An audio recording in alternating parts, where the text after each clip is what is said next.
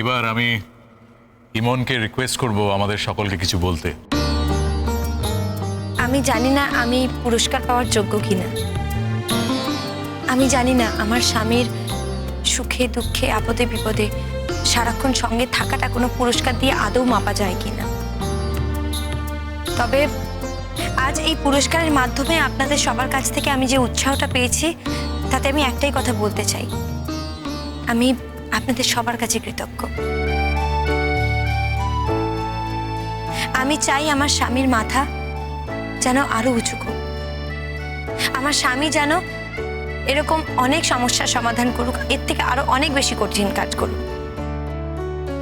তার মাথা যেন এভাবেই উঁচু থাকে, আকাশের দিকে মুখ করে থাকে যেন সবসময়। আজ আপনাদের সবার সামনে আমি একটা শপথ নিচ্ছি, আমি এইভাবেই আমার স্বামীর পাশে থাকবো সারাক্ষণ সবসময়।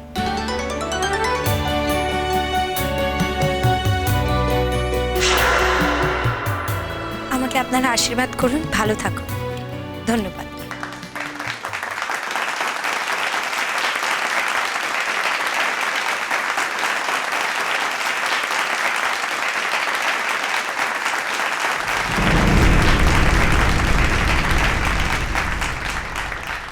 ইমনের সাথে যে মানুষটা আছে আমাদের রণজয় চ্যাটার্জি, রণজয়কে বলবো যাতে এসে কিছু বলে আপনাদের সামনে। রণজয়।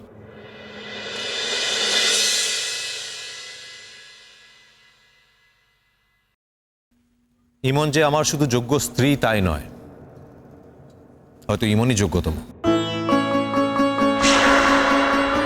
আমি আমার নিজের স্ত্রী সম্বন্ধে আর এর বেশি কিছু বলতে চাই না, শুধু এটুকুই বলবো যে আমি চাই ইমন বড় হয়ে একজন সৎ চিকিৎসক হোক, দেশের সমস্ত দুস্থ নিরন্ন গরিব মানুষদের পাশে দাঁড়াক। আর আমি আজ আপনাদের সকলের সামনে এখানে দাঁড়িয়ে শপথ করি যে আমি সারা জীবন ইমনের সমস্ত কাজের জন্য শারীরিক এবং মানসিকভাবে ইমনকে সমর্থন করব, তার পাশে দাঁড়াব। নমস্কার।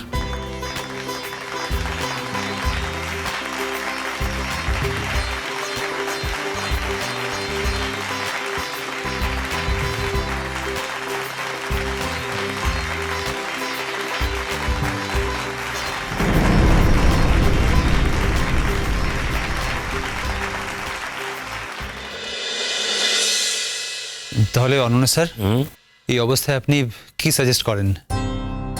দেখো, আমি তো এমনিতে আলাদা করে কিছু বুঝলাম না।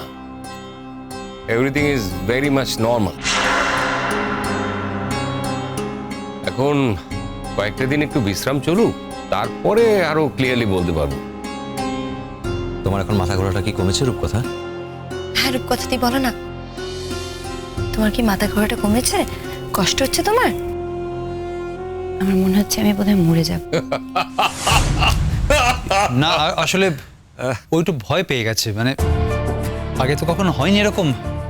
আপনি হাসছেন, মানে আপনি ডাক্তার তাই আপনি হয়তো বিষয়টা বুঝতে পারছেন, ও তো ডাক্তার নয় না, ওর পক্ষে এটা বোঝা সম্ভব নয়।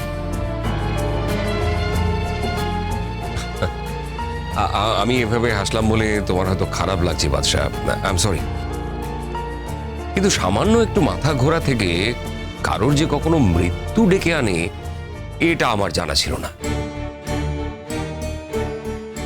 দেখো, যা যা টেস্ট করানোর কথা ছিল সব টেস্টই করানো হয়েছে, কোনো টেস্টে কিছু পাওয়া যায়নি। আচ্ছা, অনেক সময় তো এরকম হয় যে সমস্ত রকম টেস্ট করা হয়েছে, তৎসত্ত্বেও সেই টেস্টে কিছু ধরা পড়েনি, এমন ঘটনা তো শোনা যায় না? তারপর যতক্ষণে সেগুলো ধরা পড়েছে ততক্ষণ হয়তো আর কিছু করার নেই, একেবারে লাস্ট স্টেজ। আমরা আর কতটুকু বুঝি বলুন, আমরা তো লেম্যান। কথাটি প্লিজ, তুমি যদি এরকম অলক্ষণের কথা বলতে থাকো না, তাহলে সত্যি বলছে তোমার সঙ্গে আর কথা বলা যাবে না। আচ্ছা রূপকথা, টেস্ট করার পর তুমি যখন ফাংশনে গেলে, ওখানে অনেকক্ষণ বসে থাকলে, তখন কি তোমার মাথা ঘুরছিল? মাথাটাকে তো আমি সোজা করে দাঁড় করিয়ে রাখতে পারছি না, সমানে মাথা ঘুরে যাচ্ছে। তা নাহলে কি কারো শুয়ে থাকতে ভাল লাগে? আমি কি আর এমনি এমনি শুয়ে আছি? বলছে এখনো কি মাথাটা ঘুরছে? তোমরা আমাকে নিয়ে তো চিন্তা করো না, শুধু শুধু আমায় নিয়ে তো চিন্তা করছো। আমার এটা একদম ভাল লাগছে না। এনিওয়ে, আমি যে ওষুধগুলো দিয়েছি সেগুলো নিয়ম করে খাওয়াও। 3 দিন পরে আমাকে জানিও কেমন থাকে, আর তেমন হলে একটা সেকেন্ড ওপিনিয়ন নিতে পারো। সেকেন্ড ওপিনিয়ন মানে?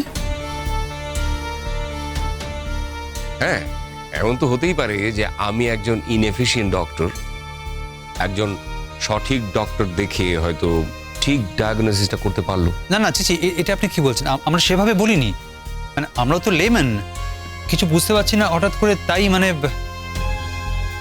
না মানে একটা মেয়ে, সম্পূর্ণ সুস্থ সবল একটা মেয়ে, হঠাৎ করে বিছানা থেকে উঠতে পারছে না, উঠলেই মাথা ঘুরছে, মাথা তুলতেই পারছে না একদম, তার স্পন্ডিলোসিস নেই বলছে, অন্য কোনো সমস্যা নেই, মানে কি কি যে ঠিক হচ্ছে আমরা তো ভালো বুঝতেই পারছি না, তাই আর কি। ব্যাপারটা আমারও দুর্বোধ্য লাগছে। একটা কথা বলবো? হ্যাঁ হ্যাঁ বলো না কি বলবে? কিছু খাবে? না মানে অনেকক্ষণ তো কিছু খাওনি। হ্যাঁ রূপকথা দিয়ে আমি তোমার জন্য একটু খাবার নিয়ে আসি, দাঁড়াও। না না না, শোনো, তোমরা আগে আমার কথাটা শোনো। বলছি যে আমি কি আমার এক ডাক্তার বন্ধুকে ডাকতে পারি? Most welcome. আমি তো তাই বললাম, নিজে থেকেই বললাম যে তোমরা আরেকজন ডাক্তারকে দেখিয়ে নাও।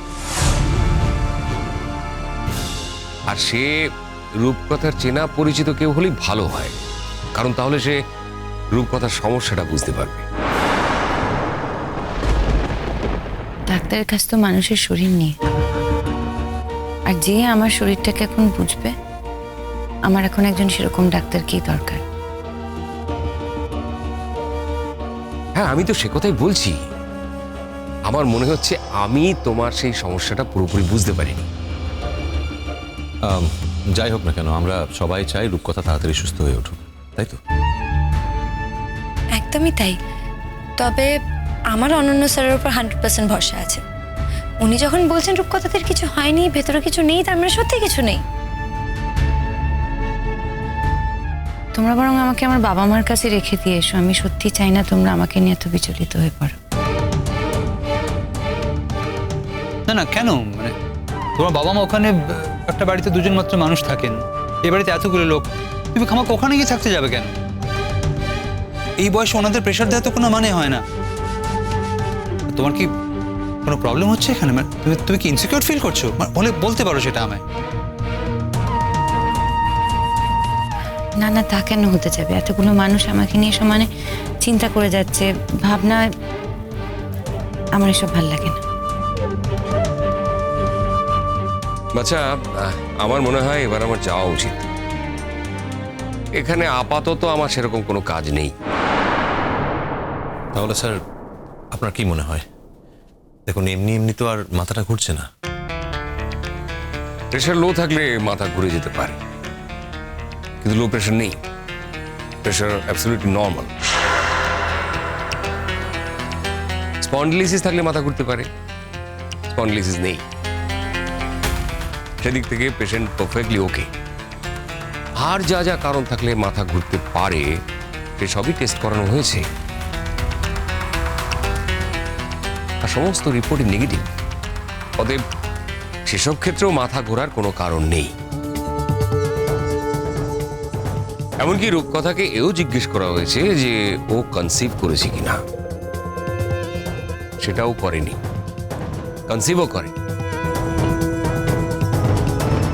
তাহলে আমার জ্ঞান মতে মাথা ঘোরার আর কোনো কারণ থাকতে পারে না। তারপরেও যখন ওর মাথা ঘুরছে, ও যখন মাথা তুলতেই পারছে না, তখন আর 2-3 দিন অবজারভেশনে না রেখে তো আমি কিছু বলতে পারবো না। আমার এটুকুই বক্তব্য। আমি তাই বলছি যে আমি হয়তো কোনো পয়েন্ট মিস করে যাচ্ছি, কোনো এরিয়া হয়তো আমি ধরতে পারছি না, তাই তোমরা আরেকজনকে ডাকো। তাতে রূপকথারও একটা মেন্টাল স্যাটিসফ্যাকশন হয়ে যাবে, আর আমারও মনের ভেতরটা খচখচ করবে না। স্যার আপনি কি এখনই চলে যাবেন? কুসুম দোলা কুসুম